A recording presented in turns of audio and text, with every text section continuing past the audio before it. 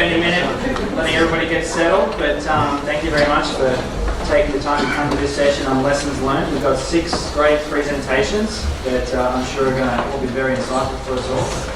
My name is Nick Holmes. I'm the Director of Science for Island Conservation, and I also help sit on the steering committee, the Science Steering Committee for the conference. So it's exciting to see it all come together.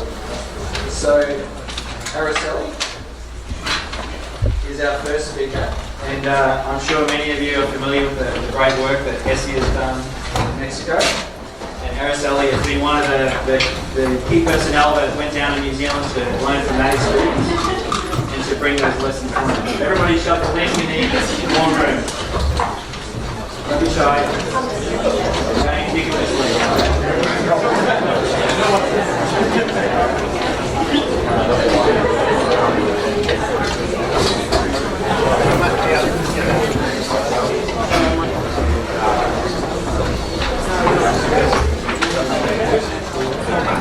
all right. Everybody settle down and let's get going.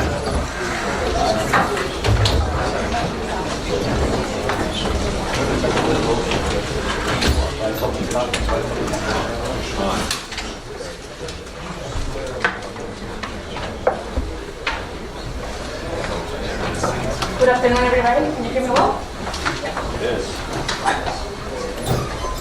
Okay, so many of you might be familiar with the first review of the land grab issue that PAI put together in 2008, so 10 years ago, almost. And today we're going to cover what we have learned since then. What?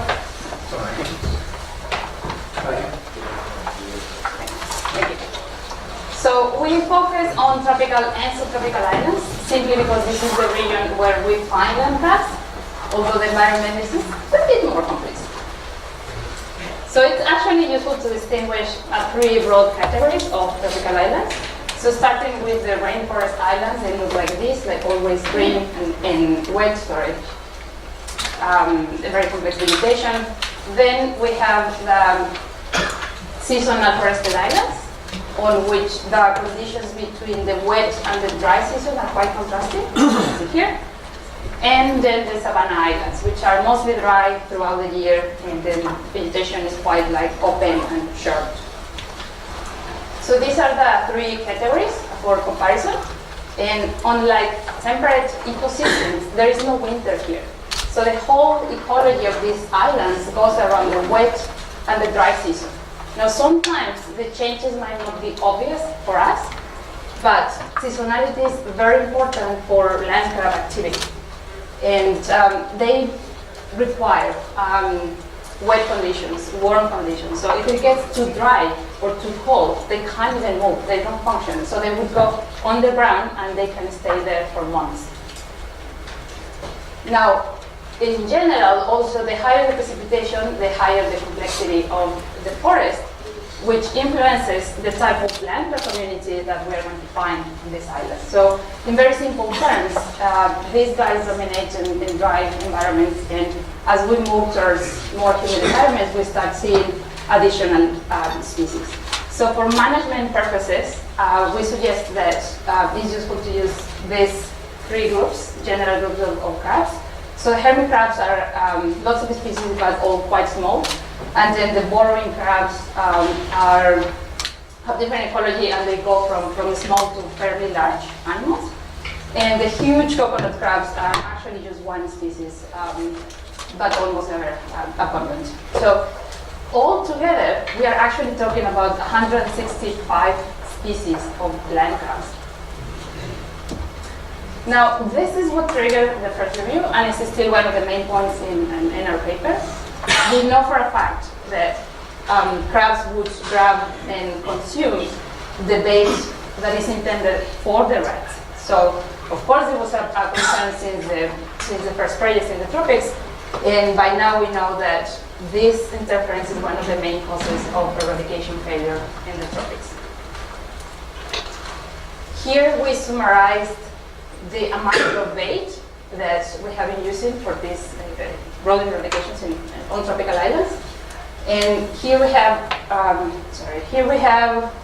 kilos per hectare of bait by first the type of island, the 3 categories, and then the type of dominant craft on these islands. And what I want to highlight here is that it's around these evergreen islands, especially the ones with abundant borrowing craft, where we use more bait most of the time. But then we see like all these like outliers in this huge variation here. So it is fair to ask, well, what's going on these cases? I mean, did they use too much bait? And the answer is probably yes, but we don't really know because we don't have enough data.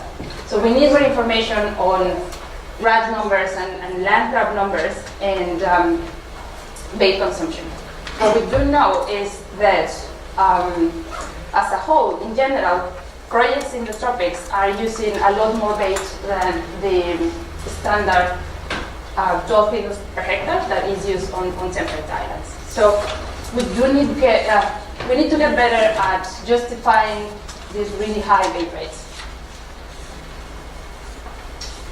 Now, for a few projects, we actually do have really good data. So we know how many rats and how many land crabs were active around the eradications, and bait uptake was measured. So here again, we have kilos per hectare, and this is accumulated consumption in the few days following the bait application for the eradication. So this is a real thing. And what I want you to notice here is that it's around rainforest islands, the green ones, when in the same period of time, bait consumption is quite higher than on these other cases. Now, rat numbers were not that different. We know that. What explains this is that around here, we are mostly talking about hermit crabs. And around here, we have large burrowing crabs. Yeah, well, and now all this work was done during the dry season in a very standardized way, and that's why we can compare directly. And look at what happens when we repeat experiments during the wet season. So, unfortunately, we just have data for one case, but look at the difference. So, we actually put 50 kilos and disappear overnight, meaning that this number could be actually way higher. And just because there were more crabs active at that time. So in summary, there are several things that we need to take into account while planning these eradications. So the type of island, the abundance of the crabs, but also very important, the type of crabs.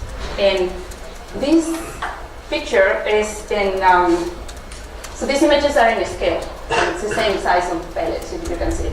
So these guys are not just larger, they eat faster, they walk faster, and they actually catch bait in their burrow. So their ability to remove bait from the ground and make it inaccessible for rats is just way higher than these guys that don't catch bait. They don't have burrows. So we need to be very careful when we are working on crabby islands. But these projects are still doable. And just an example, I want to show you Cayos Hendra. I think you've seen this picture a few times during the talk. So this is the latest eradication by Conservación de Islas. And here, besides a lot of crabs, we had all kinds of difficulties as well. So just look at the ecosystem. We had like water, and we had all these mangroves. We had people, and we had pregnant females and juvenile rats, and you name it. We had all the problems. But still, we managed to successfully eradicate the rats by working in the dry season using 60 kilos per hectare, 2 applications, only 10 days apart. So it is doable. We just need to plan carefully.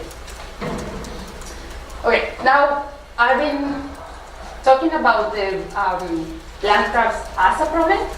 Now let's change completely the subject, and now I want to touch on the impacts of invasive rodents on the native land crabs. And so this is quite common to see in the tropics. And this is actually my favorite example of the type of recovery that we can expect from land crabs after the removal of rodents. So here, so these data are from Isabel Island in Mexico as well. And as you can see, this guy, while we were planning the rat eradication on Isabel, we found one. So one individual of Hegarsinus quadratus was recorded before the eradication, and then shortly after the rat removal, the species just took off. And today is by far the most abundant species on the island. Now, the point here is that this is not an isolated case. It's starting becoming a pattern now that we are actually looking. And in the paper, you are going to see that we summarize data, really good data from similar cases for many other type of islands and projects and countries, and involving at least 15 species of small burrowing crabs. And as I said, this is with us not even looking. So most projects don't do any type of monitoring after the eradication. So by not doing this monitoring, we are missing great opportunities of documenting the recovery of very, very important native species. Because actually, land crabs function as ecosystem engineers, and they are keystone species on the site. So in essence, a healthy tropical island ecosystem requires a healthy land crab community, because at the end of the day, they are the ones that regulate nutrient cycling and they shape the forest and so on and so on. So we need to pay more attention to this, because then there is a cascade of effects. And yeah, so just for the recommendations, to finish up, it's important to estimate crab densities, and it's very important to do it at night. Reviewing the projects, I saw that a lot of people, for different reasons, logistics and so on, they just do it during the day. And what you see during the day, like still, you can see some crabs, but I promise that if you go to the same place at night, you are going to see more activity and more species. Identify, as I said, the type of crab is important. I know that going to the level of the species could be quite challenging, but if at least we distinguish these 3 different groups of crabs, that would be a huge step forward in being able to predict the right bait weight. And then we should be measuring more bait uptake. So doing it before the eradication helps with the planning, but doing it during the eradication it also helps us for future projects to collect data of what happens during the real thing. And of course, it's very important that these experiments, the season of these experiments match the season, the conditions of the eradication. Now, the most important recommendation is to time these eradications in the tropics during the dry period, just to avoid or minimize interference by land crabs. If we are talking about subtropical islands where it gets like a bit chilly, the cold period could also be a good idea. And we should be doing more pre-post eradication monitoring to document this impact on the land crabs, which in turn impacts the whole ecosystem.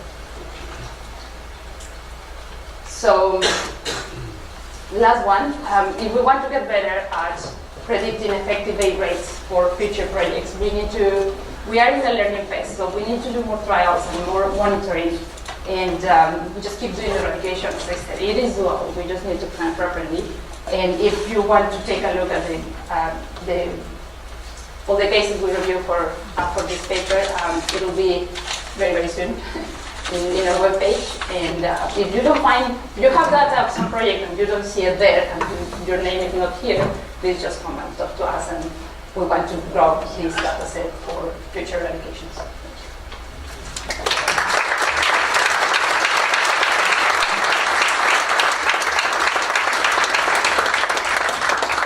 So we probably have time for 1 or 2 quick questions. Richard? Araceli, the caching of bait by burrowing land crabs, has that been documented? And when you say caching, do you mean like massive caching or just 2 or 3 baits at a time? We have seen a lot of pellets inside the burrows of the crabs. And as you know, we in the last few eradications we have been using actually bait with biomarker in the bait, and that had helped us to. It's more and more obvious because then, especially if you have some water, then it just everything turns green in this case. So using biomarker in the bait is being helpful for all these types of communities, seeing like who takes the island, who takes the bait, and where is it. And if you same app with the invertebrates and so on, like if you just shine the lamp at night, and then you'll see these pieces of pellets like everywhere, and you just kind of show the light in a hole, and you'll see it like glowing. How much exactly? No, we haven't got the time to quantify that. But that most crabs do it, the ones that have burrows, they do it. Yeah. Okay, thank you very much, Araceli.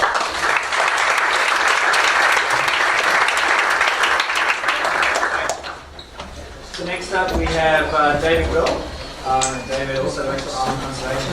Nothing he's regretted from the day he took that employment opportunity. David's going to be talking about the lessons learned from the recent second attempt to remove rodents from DESECHEO, which recently we've been quite proud to announce that it has been successful. So, David.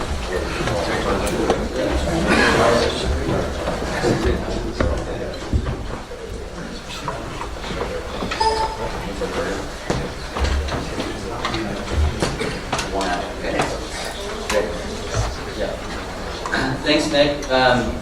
I'm David Will with Island Conservation, and I'm going to talk a bit about some of the lessons learned from eradication failure on DESECHEO and how we apply those lessons to conduct a second successful attempt. As we've heard a lot today, there were several high-profile failures, including DESECHEO, Wake, and Henderson, to remove rats from tropical islands. And I was involved as the GIS manager on 2 of those projects on DESECHEO and Wake. And I think, like a lot of people, I was kind of shaken by the results of these projects because we felt pretty good about the principles and strategies that were used to conduct those projects. And as we've also heard a lot about, there was a review of tropical eradications on islands and about tropical islands generally, thinking about how we could improve those projects. So today I'm going to talk about how we applied those lessons on DESECHEO. I'll talk briefly about the failed attempt of 2012, kind of talk generally about the challenges on tropical islands, and then really focus on the strategy that we used, the changes being made that we think led to a successful second attempt. And I think it's really important to say that DESECHEO marks the first of these high-profile failures that has been redone and informed by the guidelines that we all kind of collectively did. So hopefully the success on DESECHEO will improve confidence in those guidelines and help inform future projects. And here's just a few of the many people that were involved in the second attempt. So DESECHEO Island is a dry tropical island in Puerto Rico. It's got really steep terrain. It's a small island, around 116 hectares. Historically, it was a significant seabird colony in the Caribbean, birds in the tens of thousands. And between human use and invasive species, most of those bird species have been extirpated from the island. It's also home to several endemic reptile species and the U.S. federally threatened cactus species. It's managed by the U.S. Fish and Wildlife Service as a national wildlife refuge, and feral goats and cats have been removed, and my colleague Chad Henson will talk about the functional extinction of rhesus macaques on the island. In 2012, leading up to the attempt, aerial broadcast was chosen as the preferred method because of the steep island terrain, and vertificome was selected because of its proven track record. Trials in 2009 and 2010 suggested that application rates of 18 kilograms per hectare followed by 9 would be sufficient to target all of the rats on the island. And based on observations from those trials, bait stations were placed on the island's predominant ridge lines because of concerns that fire ants were going to be consuming some of the bait and reduce bait availability. Endemic reptile species were also held in captivity to mitigate any risks from vertificome. And there was also a market capture study done to understand if there's any population level impacts as a result of the project. About 6 months following the second attempt, rodents were detected on the island on cameras. And a subsequent genetic analysis showed that it was not likely due to reinvasion. And an independent review of the project was commissioned, and it suggested that some of the likely contributing factors to the failure in 2012 were significant rainfall and green conditions on the island leading up to the attempt, a subsequent increase in food availability and probable rodent breeding, resulting in insufficient bait availability, and areas that were lower than the prescribed rates applied onto the island. And generally, as we've heard about for tropical islands tend to have high primary productivity, kind of as a consequence of precipitation and temperature. And as Araceli just talked about, non-target bait competitors can definitely impact bait availability. So high primary productivity tends to increase resource availability and lead to more rodent breeding. And all these factors combined together lead to impacts on bait availability for rodents and bait palatability for rodents, both of which are challenges for tropical islands. So with those ideas in mind, I'll kind of focus on the key changes that we made to the eradication strategy for the second attempt on DESECHEO. And a steering committee was formed in 2015 with implementation partners to review all of the lessons that have been learned from the tropical rodent eradication review and the tropical guidelines. And I think that steering committee was really important to get all the project partners the confidence to make a second attempt and to really inform everyone about what the risks were leading up to another attempt. So one of the first things we did was we commissioned a review of environmental conditions on DESECHEO and found that, like other dry tropical islands, rainfall and soil moisture were the key drivers of primary productivity on the island, with fruits and flowers responding within 1 month of a significant rainfall event, and fruits within 2 months of a significant rainfall event. And this was really driven by how long the wet season was in the previous year. We also conducted a remote sensing analysis looking at a vegetation index from the last decade of remote sensing data to see what the greenness of the island was. And if we look at the average data, 2012 and 2011 leading up to the eradication attempt were significantly higher than either the trials in 2009 or 2010 or the mean. So again, it suggests that leading up to that attempt, it was significantly greener than average.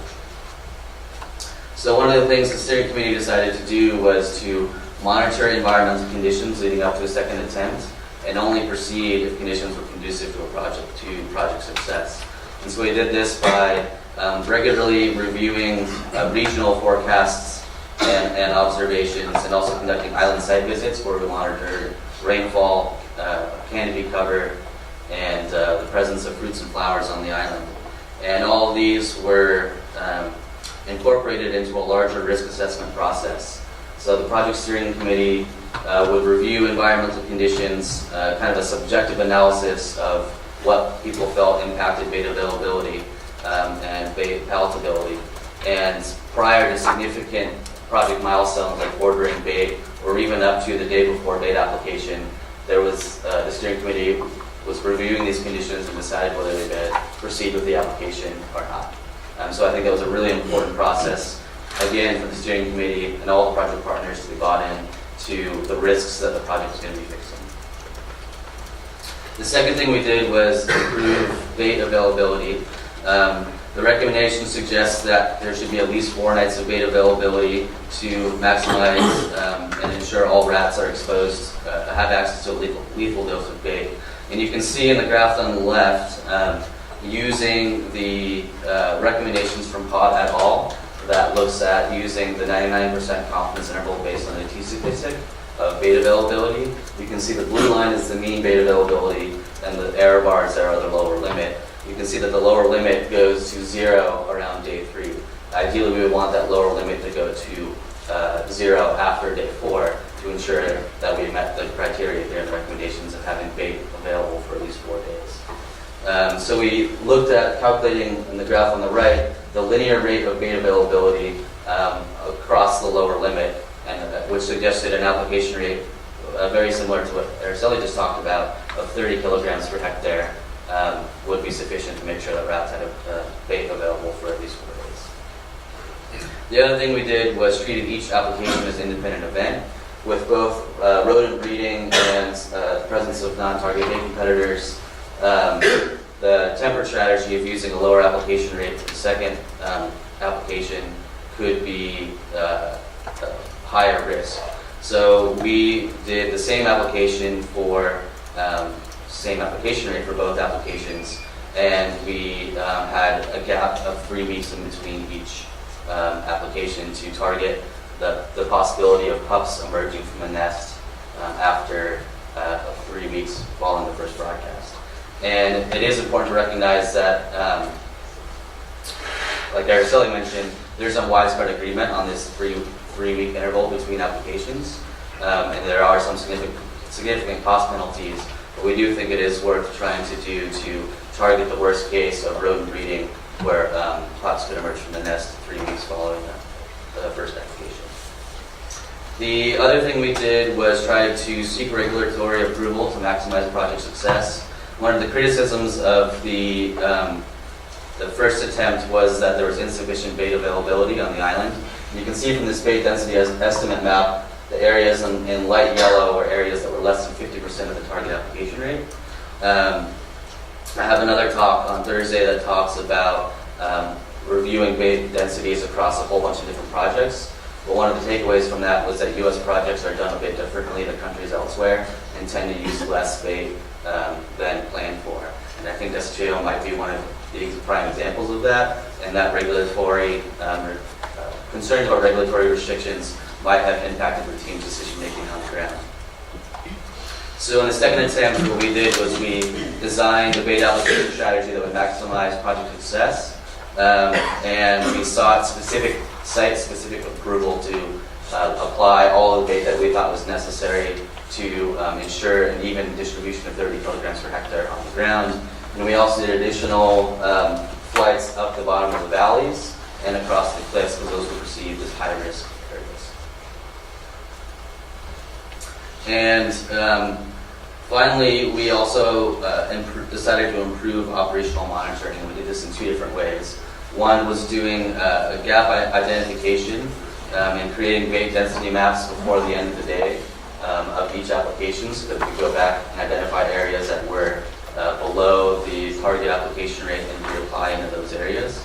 But one of the other things we did is that because DESECHEO was so small, if you had a full bucket load on the helicopter, you could cover a significant proportion of the island in a single bucket load. So we actually put less bait into the bucket so that we weren't covering as much of the area at a given time. We also intentionally slowed down the application by shutting down the helicopter every 5 loads and reviewing the data. Because of its small size, you could have completed the broadcast in a matter of a couple of hours. We wanted to give ourselves the time to be able to respond. And the other thing we did was increase the bait availability monitoring on the ground and use that data to inform decisions for the second application. So the outcome of the 2016 attempt were that there were drier conditions leading up to that attempt. There was improved bait availability, there was less bait gaps, and our operational monitoring informed the response because we used bait stations during the second attempt, and the final outcome was that there was no rats. So with that, I think my time is up, and this is just a summary again of all of the things that we did between the first and second attempt, and we hope that improves confidence for future projects.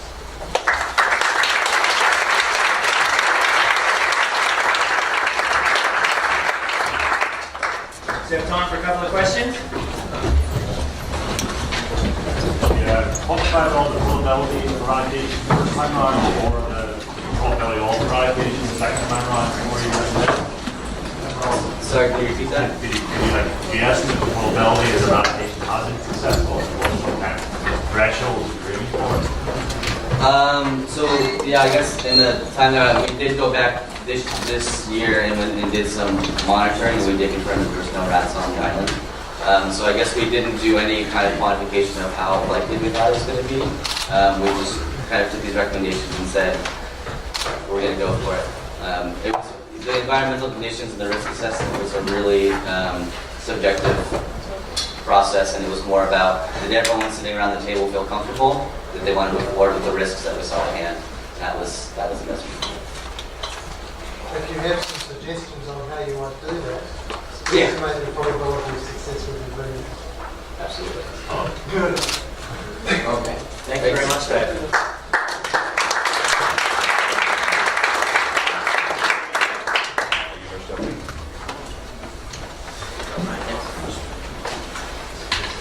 All right, next up we have Alex Bond from the Royal Society for the Protection of Birds. And Alex is going to be talking to us about another one of those high-profile projects, this time back to Henderson, where we'll be talking about the recovery of Pacific rats. Just getting hooked up here, so it's the electrocuted. Right. Okay.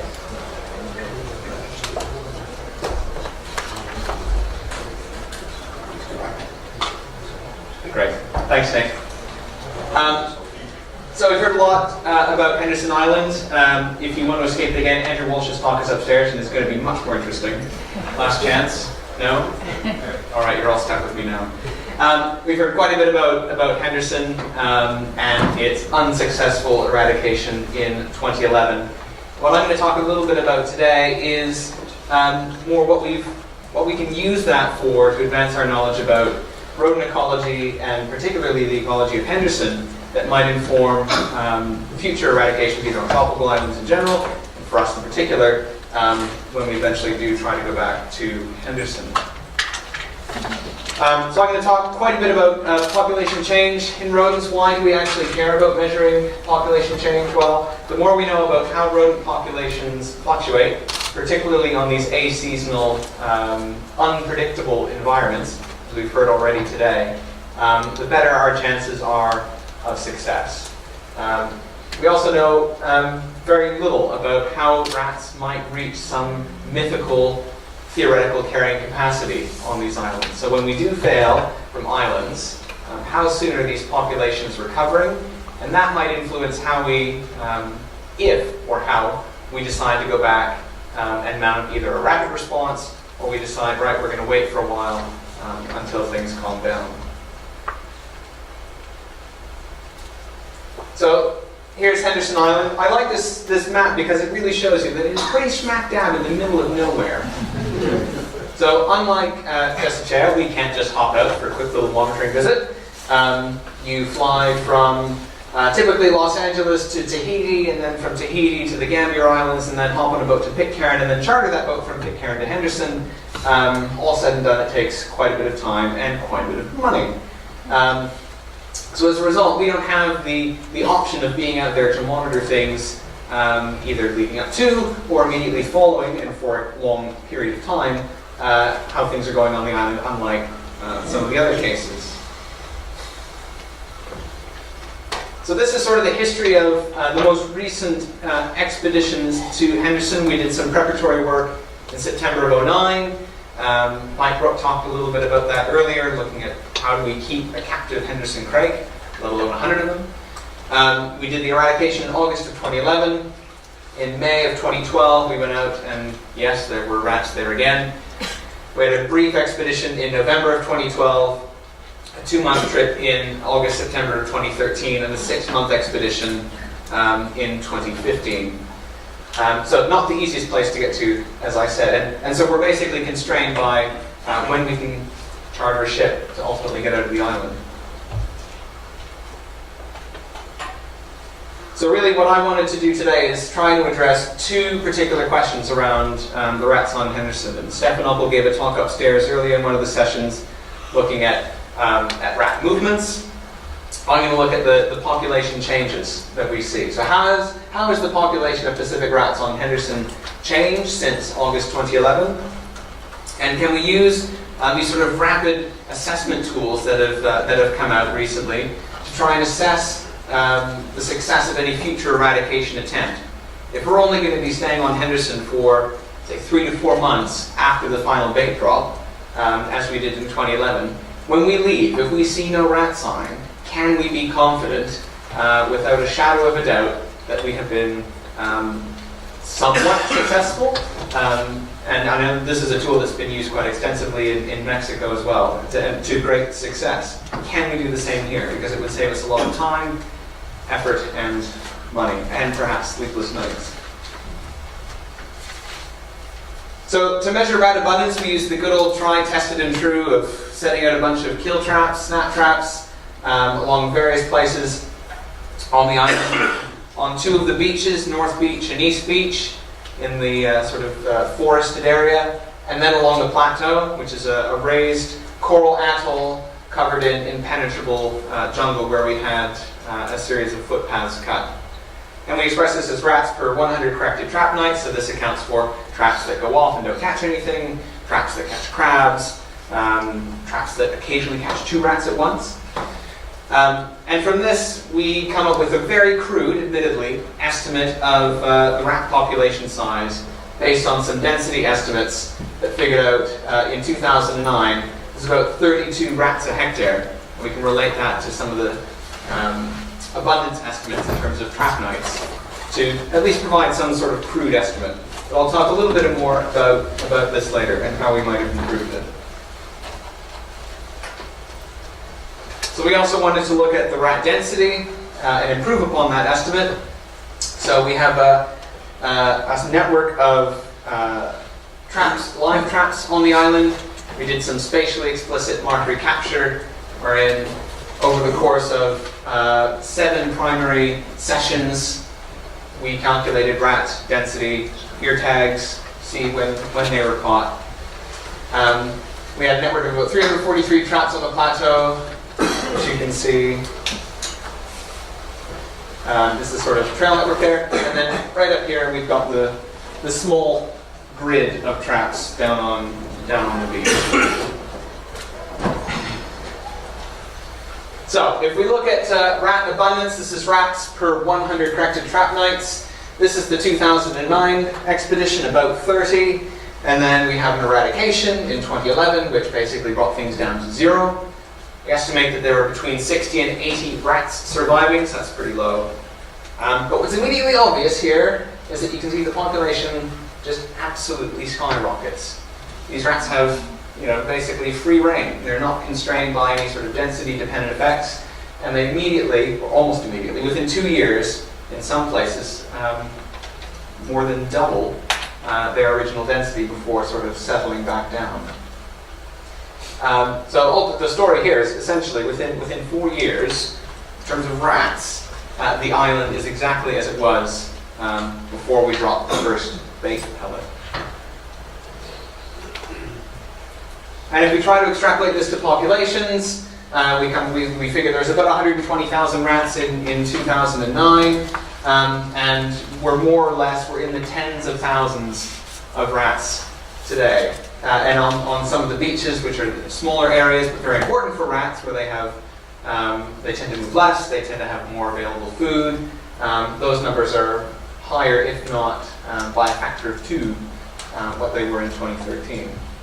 And you might look at this and you think, well, okay, fine, but one's September and one's August and one's November. It's really hard to compare these without knowing much about the environmental conditions that are going on, especially in this highly aseasonal environment. But we can take on some sort of broad picture ideas, and we had this rapid initial population growth, basically a factor of 5, exceeding the original estimates of population of rats on the island before, then falling. Within about 2 years, 24 months, we had essentially complete recovery of the population of rats on Henderson. But we also see this high degree of variation both within years and among years. Now, if we look specifically at 2015, these are data from our live trapping grid. I'm going to focus on a couple of things here. This is our live trapping rats per 100 corrected trap nights. This is roughly analogous to what we see in the snap traps. And what you can see is not only is there a huge difference between the different habitats, between the plateau and on the beaches, but you can see just a huge amount of variation. So on the plateau, you get something from down here, 10, up to, in October, almost 80 rats per 100 effective trap nights. So there's huge variation that's going on here on a very short time frame, which makes trying to interpret those numbers when we only visit the island once every 18 to 36 months really quite challenging. And then if you look at sort of the density, this is the number of rats per hectare. Again, it's ridiculously obvious that we have differences here in the two habitats. On the beach back, the beach embayment forest, we've got huge densities of rats, but also extremely variable. And on the plateau, which is the majority of the island, about 90% of the habitat, but the densities are much smaller. And from Stefan's talk earlier today, we know that those rats move ridiculously long amounts, up to 1 kilometer. So on the beaches, we see there's probably 150 to 300 rats at any given time-ish. On the plateau, we're into the thousands. But again, comparing these two numbers, using the mark recapture, we get between 3 and 26,000. It's a pretty wide range. And using the snap traps, we get an estimate of about 48,000. But the key thing to think about here is that there's a real trade-off in terms of the amount of effort that has to be put in. Setting a bunch of snap traps in a habitat and checking them every night is really easy. Setting up a grid of 343 live traps, running them for 6 months, and crunching all the spatially explicit mark recapture models is not. So there is a trade-off here, and it depends on the project which of these approaches might be more suitable, but they may not give you exactly the resolution of information that you might be after.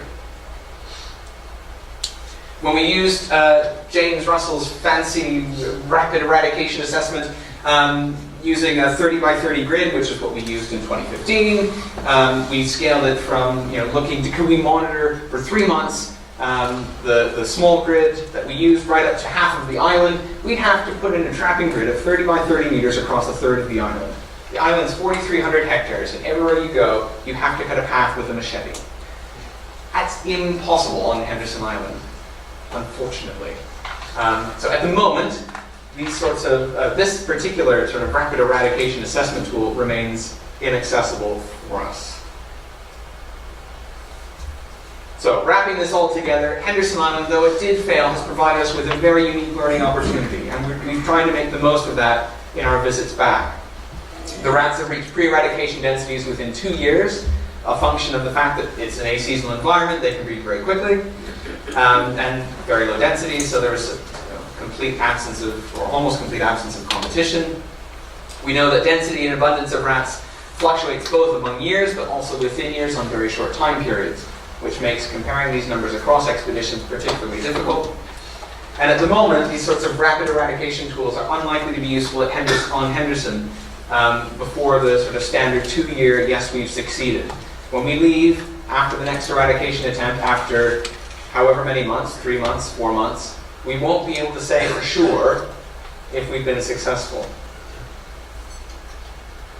So I'd like to thank all of the folks, in addition to the merry men and women of co-authors who've helped on the island with all the ridiculously complex logistics of sending a team completely around the world, the ships that bring them there, and the lovely folks that fund this, and of course the government of the Pitcairn Islands. Thanks very much.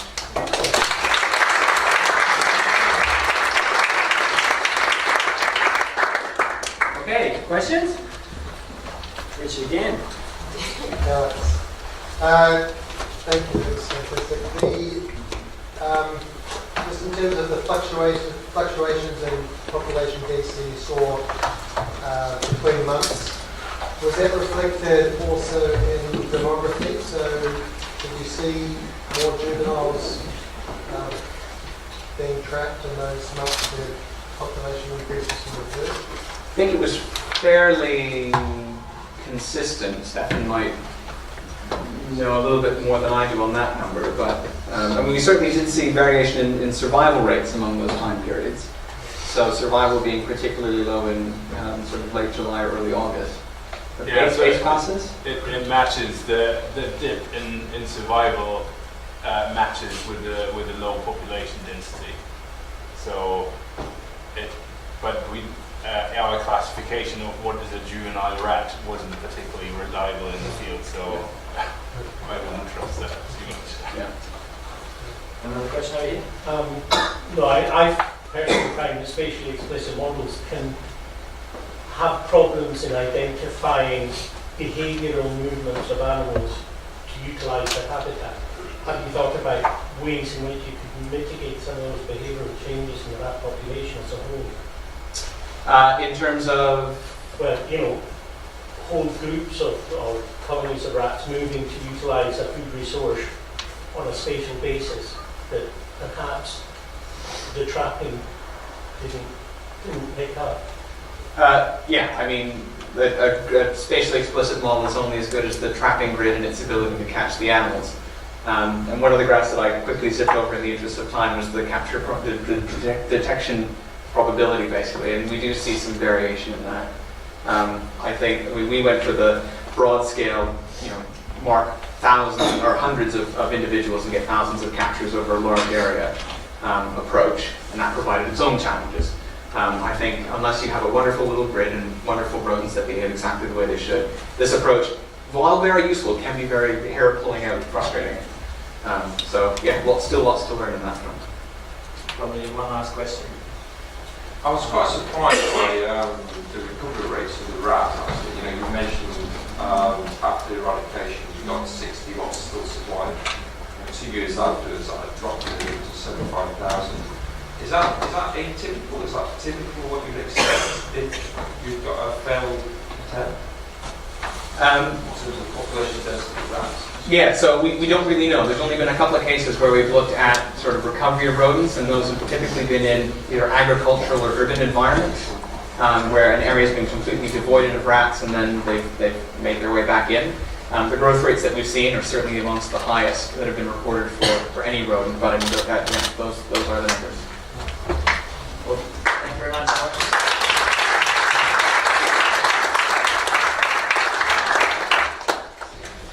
So next up, we're very fortunate to have James Millet, and he will be talking to us about 15 years of rodent eradications in the Seychelles and some of the lessons learned from that part of the world.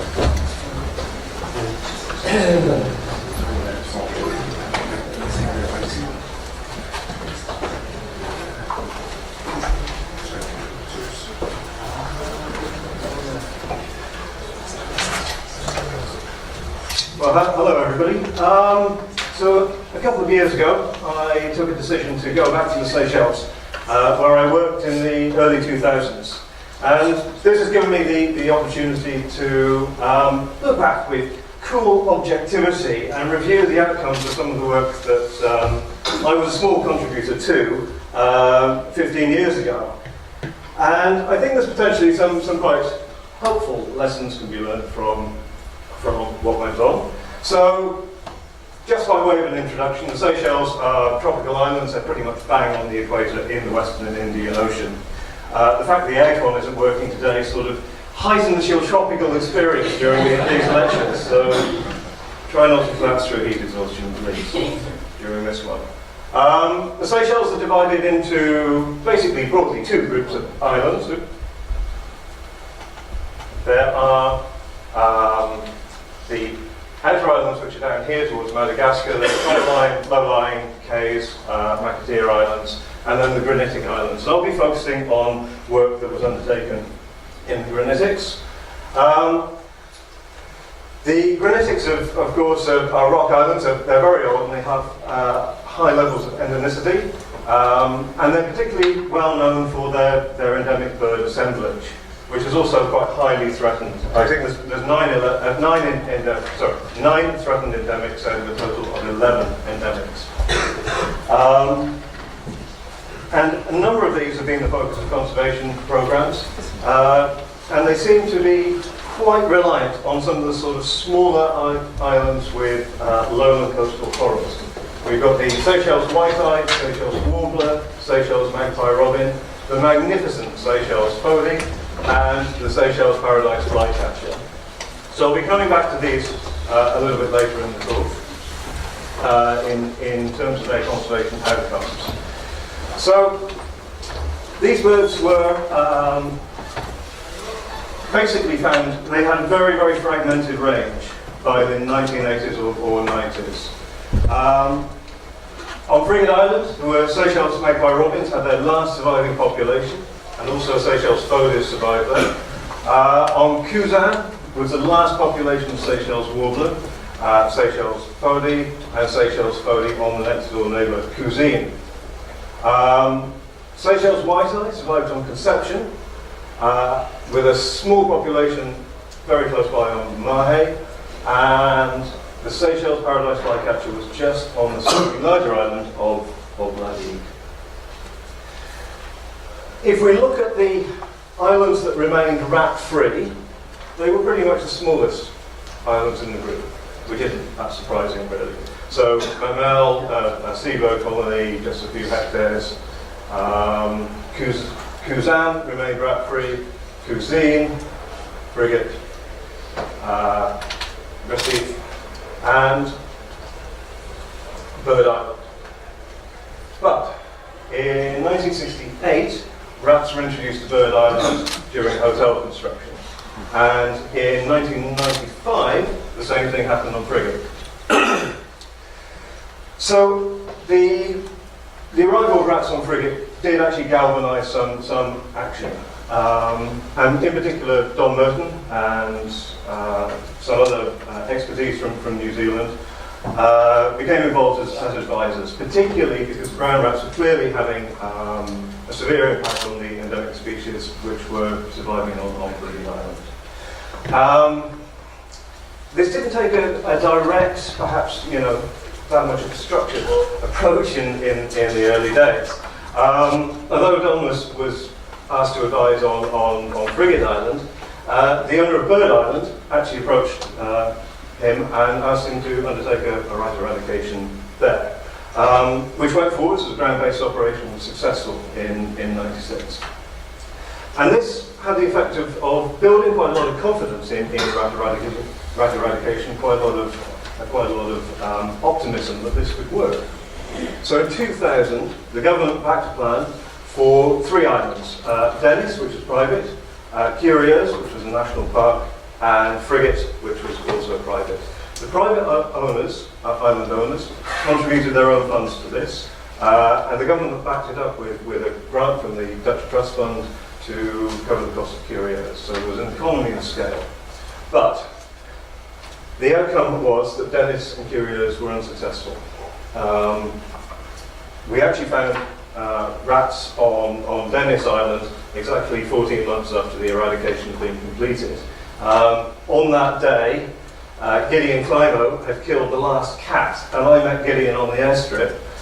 He had a cat in a pillowcase, and I had 2 rats in a bag, and it was not a happy moment when we realised that that had been unsuccessful. The result was that people were really, really disillusioned. The owner of Dennis Island said, well, I closed the hotel, I spent all this money, it didn't work, I'm not going to do it again. 6 months later, due to the response of the rats, having superabundant food, very little competition, they became a big problem, and the owners of Dennis Island were saying, we need to get rid of the rats, they're having a big impact on the hotel. Good for them, they went for it. Gideon came back and he did a ground-based operation. So we're kind of back on track. 2003, North Island went forwards with an aerial operation, and Daros, but North Island was not successful. Possibly it was linked to hotel construction, large amounts of materials, large workforce, something like that, providing alternative food. But again, it went forwards in 2005 and was successful that time. Since then, Joe Rockamora, who I think is in the audience somewhere, has pushed forward with 3 islets on Cosmoledo in the outer islands, Conception, and Grand and T-Sur. But since then, there's been no further eradications.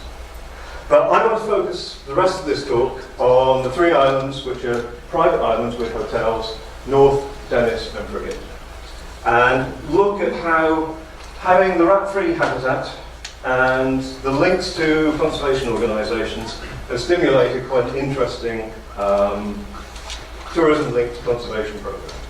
So tourism is a major driver of the economy, largely due to this thing built in the 1970s, which opened the Seychelles up for tourism, which has been driven down a very high-end route.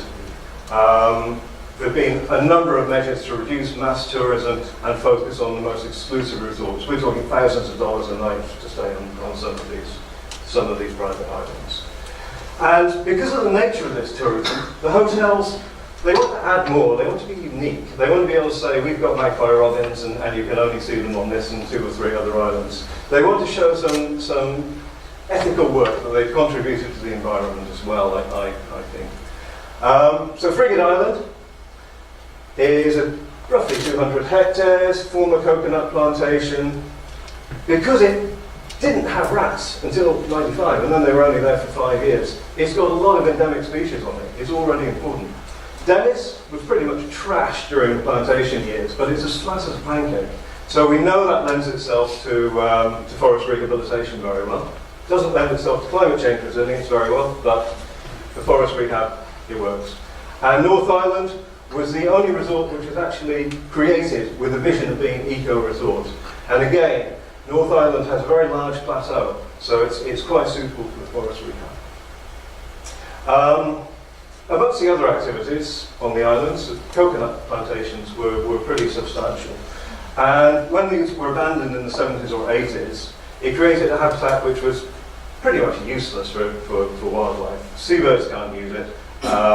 There's no broadleaf cover for insectivorous native birds. Ground foraging species like magpie robins and skinks can't get into the regrowth of coconuts to feed or move around freely. So it's a pretty hopeless environment. And all of these islands, the 3 islands, have tackled this in quite an ambitious way. They've created native tree nurseries, and they've dealt with the coconut growth. And there's basically 2 approaches. You can either keep weeding the juvenile coconuts and grow your broadleaves under them, and then get rid of the coconuts later on by stem injection or something like that, or just cut them down and get rid of the whole lot. This is the second approach. And that's also a terrible way to hold a chainsaw. Seriously, get close to it. So this is a result of an area that's been cleared. There's still a little bit of juvenile coconut regrowth. After replanting, some of these coastal species grow relatively quickly for trees in the Seychelles, native trees in the Seychelles, and they begin to form a canopy. And ultimately, these islands, to create good habitat for endemic birds and other species, want a forest which looks a bit like this. Multi-layered, good canopy on it, not too dense on the floor. It was also realised that minor birds were a problem. Minor birds were always considered to be a nuisance, but evidence began to be gathered that they were actually a nest site competitor for magpie robins, and they were physically attacking other birds. So they weren't predating them, it was just aggression, I think. So they were attacking some of the reintroduced birds. So they've been dealt with on the 3 islands. There's a handful left on North Island, and the conservation team in North Island, who appear at this meeting, are proactively dealing with the 7 or so that are left. The islands have also implemented biosecurity measures. Obviously, these hotels need to bring quite a lot of cargo, and that carries a lot of risk. So biosecurity plans have been drafted, all on a voluntary principle, and other biosecurity measures. A rat-proof fence in the Seychelles. How cool is that? And this worked. I mean, so far, it's been 15 or so years, and they've kept the rodents off. And this led to predator-free habitat and the potential to reintroduce endemic species. And this has been done for multiple populations of several birds, including, most recently, the paradise flycatcher that's been introduced to Venice, which is probably the most difficult and sensitive of all of the birds to reintroduce. And it's worked. They've bred. In the most part, certainly for these islands, because they're a reasonable size, a couple of 100 hectares, have good habitat and no predators, these reintroductions have worked. So, what's the net result been? Well, it's created 560 hectares of predator-free habitat, which has supported 5 species of endangered bird in 9 populations. And that's quite a meaningful contribution. As a result, over the last few years, or largely as a result of this, an introduction to a couple of other small islands, magpie robins have gone from critical to endangered, Seychelles white-eye from critical to endangered, Seychelles warbler has gone from critical to near threatened, so it's not even classed as threatened anymore, that's a major result. Seychelles foley from vulnerable to near threatened. Paradise flycatcher, it has 2 populations, but it's still classed as critical, and it should be, because the largest and original population is under quite a lot of threat.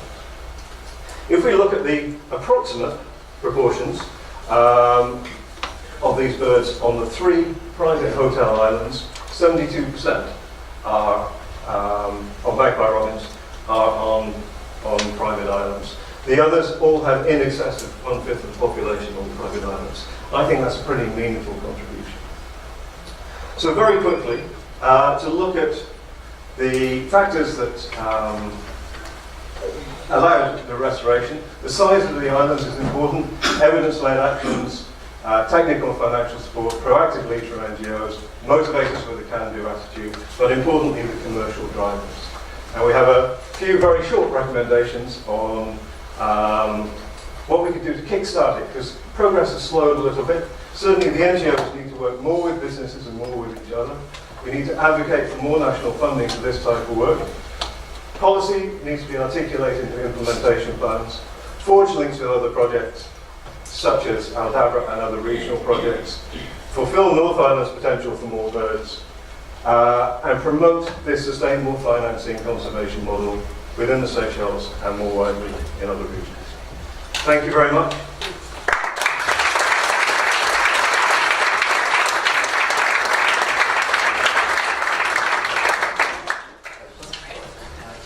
Thank you very much. We won't have time for questions. But thank you very much, James. That was fantastic. And I'll ask for John Knapp to come up next.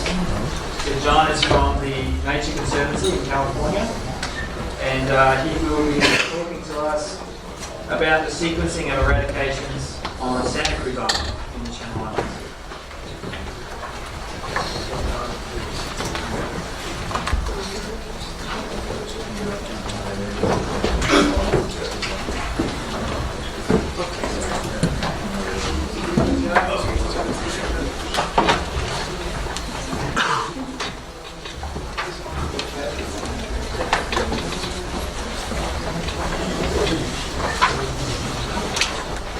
Everyone hear me okay?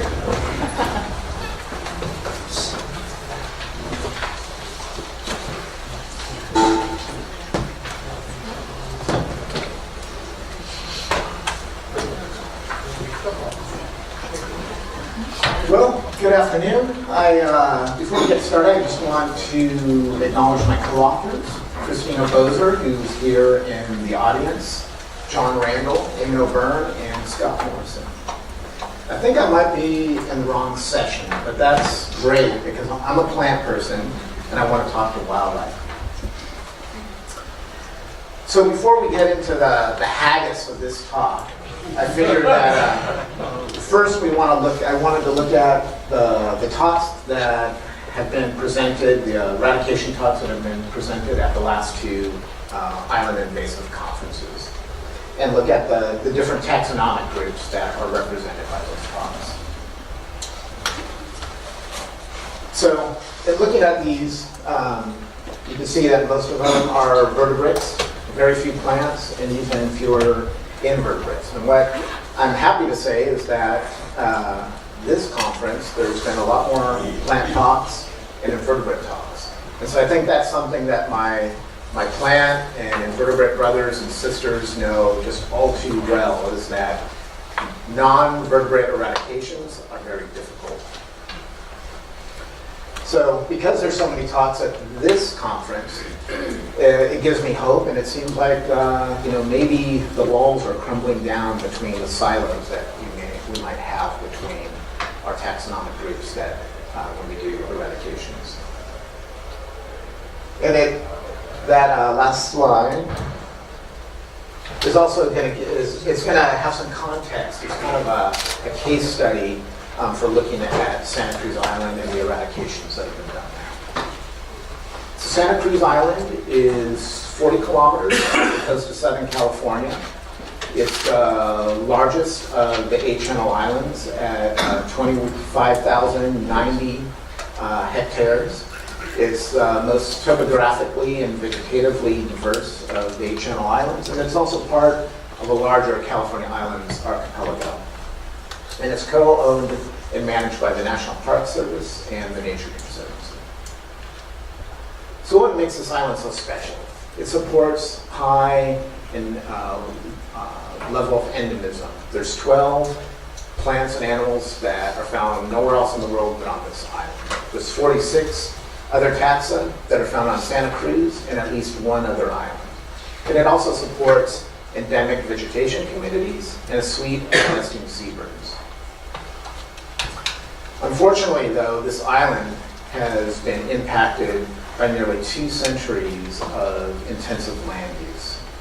So everything from viticulture, dry farming, all the infrastructure that was put in place to support those efforts, and most importantly, sheep ranching. So sheep were introduced sometime after 1840, and at the height of their population, there was at least 2 sheep per hectare. So that gives you a sense of the devastation that the sheep did for almost 150 years. So when the Nature Conservancy took ownership of the island in 1978, about 40 years ago, this is what we inherited, a virtual moonscape. When the National Resource Conservation Service, also known as the used to be formerly known as the National Soil Service, came out to the island in 1980, they classified this as the worst overgrazing in the United States. So, extreme rilling, mass wasting events, heavy erosion, very little riparian vegetation. And what vegetation did exist on the island was basically limited to the cliff faces where non-native vertebrates couldn't access. And so feral sheep were eradicated first because they were seen as the most destructive animal on the island. So that happened in the 1980s. Cattle were then, shortly after that, cattle were live captured and herded and removed off the island. And then a little time after that, feral peacocks were also eradicated. European honeybees as well were eradicated by one of our partner organizations in the 1990s. And it wasn't until 10 years later that we started to look at feral pig eradication. So I'm assuming that everyone here is well aware of the impacts of pigs and cattle and sheep on islands. So in less than 30 years, 3 vertebrate species were eradicated, 1 invertebrate and 2 fowl. In the next 10 years, 33 eradication programs were initiated. So with all the non-native mainland vertebrates eradicated, we set our targets on Argentine ants because we see them as a problem, and also a suite of invasive plant species. So 32 invasive plant species are targeted for eradication. So reflecting on this 40 years, Santa Cruz provides a unique case study in that it's been intensively managed for conservation for over 40 years. And looking back, we know that our predecessors probably would have done things differently, knowing what we know now. They were curtailed by the constraints at the time, the lack of technology at that time, and also eradication science was in its relative infancy when they started in '78. Back then, eradications were implemented one at a time, species by species. Sequencing eradications was not even on the horizon for us at that time.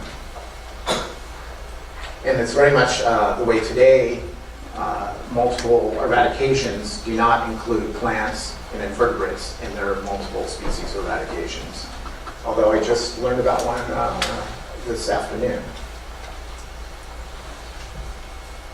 So hindsight is, as I say, 2020, and thus it is not our goal to critique our predecessors who worked on the island. It's really to look at our history on the island, to try to learn from it, so we can become more efficient, become more successful, so that as we go into the future, that we'll have a better understanding of how to use our conservation dollars more efficiently and achieve greater success. So, what happened after all these eradications? The end goal was not to do the eradications themselves, in among themselves, but actually to try to achieve ecosystem recovery. And recover it did. And so this is a 20-year difference. These are two vegetation maps, and it shows that basically the island went from primarily Mediterranean non-native annual grasslands to endemic dominated shrublands of both scrub, chaparral, and forest. So basically we had almost a 50% conversion from grassland to shrubland. And this time series photo from 1980 to this year just shows how much of the vegetation has actually recovered on the island. However, as vegetation recovered, so did the species that depended on those resources. Introduced wild turkeys, which were eradicated as well in the early 2000s, began to increase over time. So this is unpublished data by the reserve director who's worked on the island for 50 years, and he saw an increase in the number of turkeys. Some of the pigs were being eradicated. We also eradicated the wild turkeys. So we see an increase in vegetation. Now we're starting to see an increase in other non-native invasive animals. However, these weren't the last. So ants were targeted, plants as well. Not all plants that rebounded were native. So this is a map of fennel. It's two different data sets. The purple and black was recorded in 2007, and the green is fennel that was recorded in 2015. So it goes to show that fennel is still expanding on the island. And that was a result primarily of removal of the cattle and the sheep as well, but primarily the cattle. So it was necessary that those animals were removed. However, there's been some negative consequences. You can see these large areas that are here are almost 80% dominant of fennel. They used to be at 100, but they're becoming less dense over time. So what I'd like to do is focus on eradication criteria. And I know that there's a lot of different criteria that is out there, but I'm going to look at the first two on this list. And that is detect, in order to have a successful eradication, you must first detect the targets, and then you need to remove them all.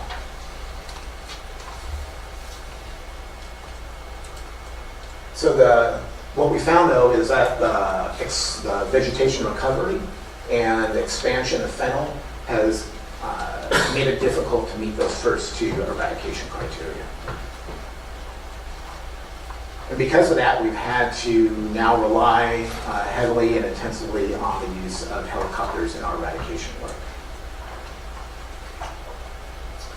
So just to give you a sense of how much the vegetation has recovered and how much helicopter use we have to use, we've flown 2 times at different intervals, once in 2007, once in 2015, halfway around the world, just mapping, trying to detect those 32 invasive species. So from that, we've been able to prioritize them and identify based on their abundance and distribution that eradication is feasible. However, once we detect them and we send in our crews to go and remove them, the vegetation is recovering so quickly that the year that we find the plants and we go back to treat them, so much vegetation is recovering that we're having a hard time finding the seedlings that are emerging out of the seed bank. So the vegetation recovery, while that's great, we're having highly invasive species growing up amongst those plants, making it much harder to kill. Likewise, with Argentina ant eradication program that Christina Bozer is leading on our team. She's exhausted all of her monitoring techniques, and now she's employing detection dogs, which are now on the island trying to see if they can find any ants because she can't find any with the other methods. So the vegetation recovery is making things. Likewise, with the treatment, initially the baiting, the treatment for the Argentine ants was done by hand baiting with these polymers that were soaked with sugar water and a diluted bait that then the ants would consume and then take back to the queen. The vegetation's made it almost impossible to deliver the bait by hand. And so now Tristy uses aerial baiting.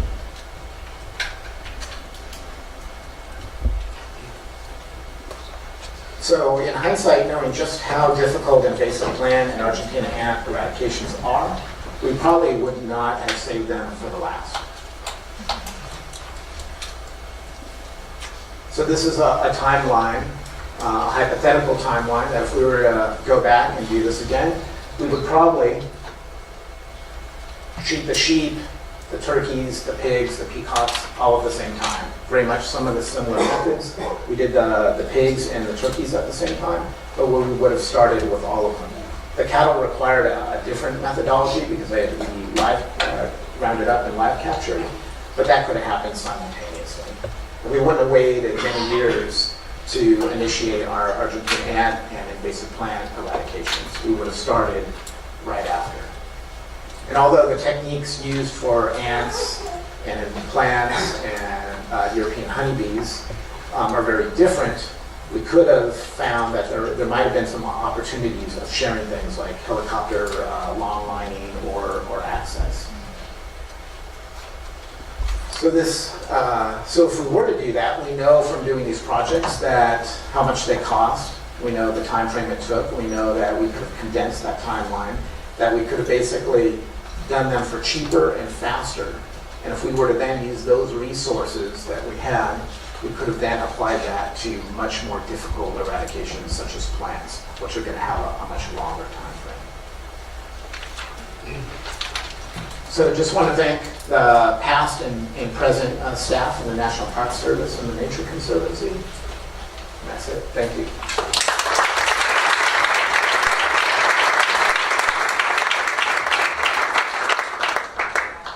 Thank you very much, John. We won't have time for questions. We'll move straight on to the next talk. You probably have the better title of the scene here. So Jamie Doube is asking the question, is poisoning rodents a health hazard? Not so much for the rodents, but for the people.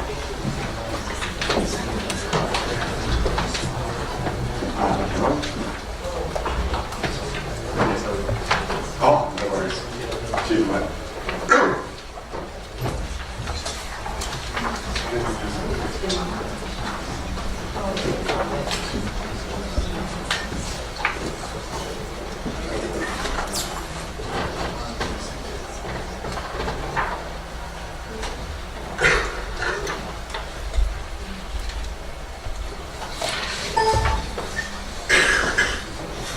All right, working. G'day everyone, Jamie Doube. I'm a human doctor, not a real research type doctor, but was involved in a number of the larger aerial projects that we'll chat about all the way. And specifically want to talk about the monitoring of human health through these projects and some of the implications this has, or lack of implications this has, for future projects on inhabited islands. However, to start this off, I'm going to give a very sort of brief summary of how bradifacoum works. This has quite a bit of significance to our ability to safely monitor it, and where we go from there. Most people are familiar with it's an anticoagulant. It stops blood clotting, and it really works in exactly the same way as warfarin, which many people in this room would have a relative or relatives taking due to some blood clotting risk. The difference with brodifacoum is it's much, much more fat soluble. It has a big long hydrocarbon on the side of it, and it has a fluorine molecule on the end of that, which our bodies aren't very good at breaking down. So it binds much more strongly and lasts a lot longer. Interestingly, in the early days after its discovery in the 1980s, there was a thought that, hey, this might actually be quite a good medicine to use in people, because rather than grandma would take a tablet every day, she could just take a tablet once a month, and that would be great. Now, that's in a way useful because there were some early safety studies done relating to giving it to people, but it was demonstrated to be quite unsafe because if grandma changed how much vitamin K she ate, i.e. she ate more greens or less greens, or if she decided to get into some booze, which changes the rate at which she breaks it down, on both accounts she wouldn't come out of it very well. So it was abandoned as a medicine and left for killing things. However, coming back to how these anticoagulants work, which is what allows us to fairly safely monitor them, they are very, very indirectly acting. Now, we probably haven't previously given credit to how clever blood clotting is, but if you have a pipe with a liquid flowing through it, and then you damage the pipe and expect the liquid to set solid and stop it coming out the end, that's a fairly clever mechanism that's going on. And what happens, triggered off by various factors in the blood vessel wall, is that fibres of protein called fibrin form and tie all the blood cells together and do so extremely rapidly. Now, these fibres are formed of smaller proteins that join together, and there is a cascade of small proteins triggering off the next one, triggering off the next one, of what's called clotting factors that end up in these strings of fibrin. Again, even at this point, there is no effect of brodifacoum. It doesn't change the normal blood clotting process. However, these clotting factors, because they are used up all the time, are constantly being recycled. And some of them, in fact 4 specifically that I'll come to in a moment, are regenerated when they're oxidised in their usage by vitamin K that acts as an antioxidant. Vitamin K comes out of green leafy things that we eat, but we don't eat enough of it, so something like 99.9% of it is recycled. So there is another enzyme way back, further down the chain, that recycles the vitamin K. And that's where warfarin and brodifacoum and all these other agents act. So they all act to prevent this recycling of vitamin K. If I put a pointer, see if it works. Yes, we do. And whereas normally there's lots of vitamin K recycling these clotting factors, which then are available to tie all the blood cells together to make a clot. If you put brodifacoum in there, you run short of vitamin K because you can't recycle it, can't form the clotting factors, can't tie the cells together, blood doesn't clot, rat feels sick, rat falls over, rat dies. If you're a person, same thing happens. Now, significantly, because of what I've explained here of this mechanism, it's very, very indirect. And these clotting factors have the very large stock of them. Factor 7 is the first one you run out of. It's got a half-life of about 6 hours, but you won't have any impact until you've used up at least 3/4 and probably more of it. So you can go out as yourself or a rat and eat as much brodifacoum as you like, and you will not feel the slightest bit unwell until this has been used up. And this is what makes it such a good toxicant for an eradication program, in that you won't feel the slightest bit unwell until you're doomed. Conversely, the same thing will apply to you as a person. You will be asymptomatic until you have had a hell of a big dose. Now, fortunately though, there's also a complete antidote. From what I've explained here, if you imagine the vitamin K, its sole role is in recycling these clotting factors, and all our bradifacoon is doing is blocking the recycling of the vitamin K. If you just supply an entire vitamin K requirement, which is quite a lot, you can't get it out of spinach, you'll have to take it as tablets. But if you take your entire daily vitamin K requirement, you can live on pissed off 20R and make porridge out of it. It won't do you any harm.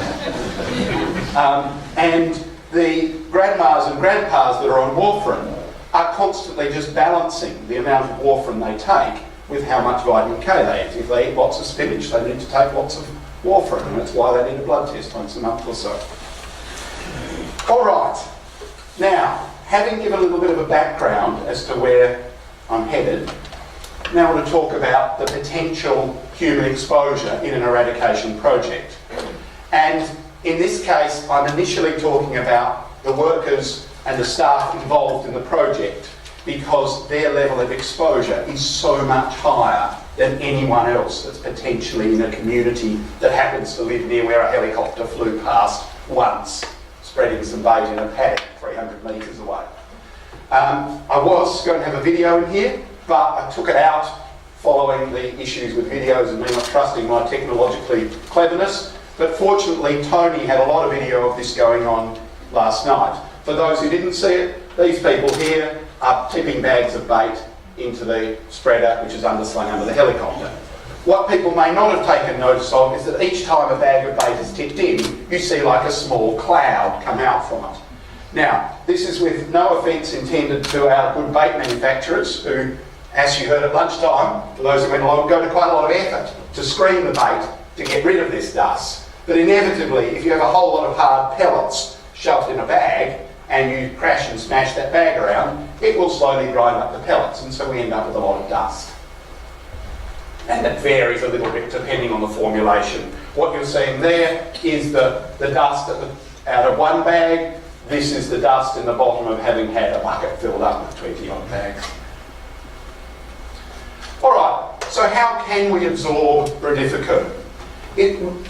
In the formulations that you are going to be exposed to in an eradication project, i.e. very, very dilute, 20 or at absolutely most 50 parts per million, it can really only go in through the moist surfaces of your body. That is, you can eat it, you can inhale it, or you can get it in your eyes. It won't significantly go in through drinking water. It's virtually impossible to dissolve it, even if you want to. It's such a long hydrocarbon type molecule that it's just insoluble in water. It will, in very, very small amounts, bind particulates and be carried down if a pellet is broken up. And so if you dump tons of bait in water and measure it immediately afterwards, there will be some particles of bait. But at the levels that we are talking about baiting, it's insignificant, the amount that ends up in drinking water. And similarly, at the concentrations that we're dealing with, absorption through the skin is insignificant. If you read the literature, there is an article about a bloke working with bradifacoon concentrate who tipped it into his boot and proceeded not to tip it out and walk around with it for the rest of the day. He did get somewhat poisoned by that, but that was a 20% concentrate, not a 20 part per million dry pellet. And so the protective clothing we're using is based around preventing it ending up in your mouth, nose, or eyes. And so the key things are masks to prevent it being inhaled and goggles to prevent it going into eyes. And to prevent it being, or at least reduce the amount that's spread around the countryside, we wear gloves and overalls that we can take off and hopefully leave most of it behind. However, if you're working with it, you will see things like that. You will inevitably get some past the personal protective equipment. And yes, this is a bearded character, and bearded characters will have a poorer seal on the mask, but the reality is even with a good seal, you will get a fair bit coming in through the eyes anyway. Set of contact lenses. These aren't tinted contact lenses. These were perfectly normal clear contact lenses by a very hard-working bait loader. And you can see they have slightly changed colour. Now there's pyranine in the bait, or generally pyranine is put in the bait, which is a luminous marker. And if we put a UV light on it, you'll see there has been some degree of exposure into the eyes, despite this protective equipment. So, fortunately, humans aren't particularly sensitive. A large number of people in this room have handled this bait and they all seem to look okay. There hasn't actually been an accidental death in an adult due to brodifacoon, and this is despite at least 10,000 cases of exposure being reported to the Poison Information Institutes each year in North America. That's just the North American data. There is a lot of exposure to it, people that inadvertently get worried because they drop one in their porridge or something like that. And there's about a death from it every 2 years. However, every single one of those deaths is not accidental. Almost all of them are suicidal and a few of them are homicidal. The danger occurs at about 0.1 of a milligram per kilogram. Now that is about 2 cereal bowls full of the baits we're talking about. It's a really large quantity, sort of 2 times that full at least, which is very hard to imagine how you would accidentally eat. And survival has occurred at 10 times that treated. If you're treated, it's reversible. Eating 4 kilos of it is really quite a sporting effort. Coming back to where I started earlier on though, detection of exposure is really quite useful because we have small portable machines intended for monitoring the use of warfarin. Okay, take a little time, I'll be quick. So we have the ability to detect changes in those clotting factors way before you're going to bleed to death. And so, moving along more quickly into the results side of things, why do we monitor? Partially for the sake of the personnel involved and the various legislative bodies that said that it would be a good idea if we did, and much more so for the reassurance of future projects on inhabited islands. So, looking at 3 of the bigger projects that have been done recently, with generally in remoter spots where large amounts of bait and limited abilities to wash or limited enthusiasm to wash because it's cold and looks like that in the background, and massively dwarfs any potential community exposure. Baseline testing of people to start with, and then finger prick testing along the way, beforehand and after. And then looking at a subgroup of those handling the bait, who will have far and away the highest exposure, those tipping the bait in rather than the pilot in the helicopter, who has a large bag to keep the dust away from him. Had a total of 101 people we could follow, of which 81 we got a full set of tests. I can reassure you it's not that any of those died, it's simply that some of those 20 got tired of having their fingers pricked or were otherwise uncatchable. So, very quickly, this is the pale line is before, the dark line is after. Up until here is 2 projects or 2 lots of testing done on one type of machine. This is done on another type of machine. That's why these are slightly lower. I've only stuck them in there as a bit of a background of doing it on other projects. Predominantly we're looking at these ones because we have a much better data set on them.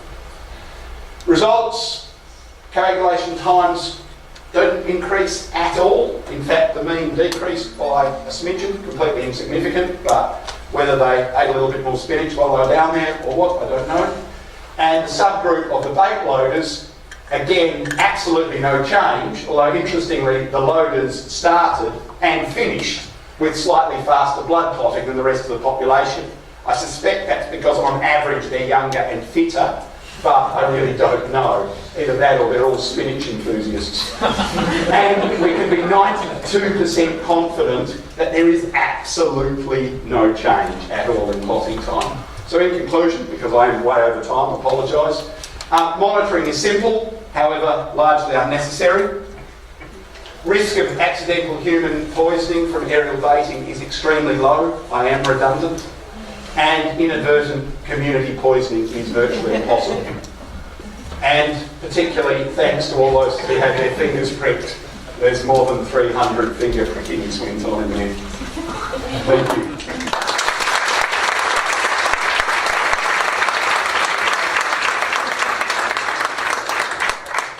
Thank you very much, Jamie. We are out of time, but I would encourage you all to chase down each of our wonderful 6 speakers if you do have any further questions. Thank you very much. Actually,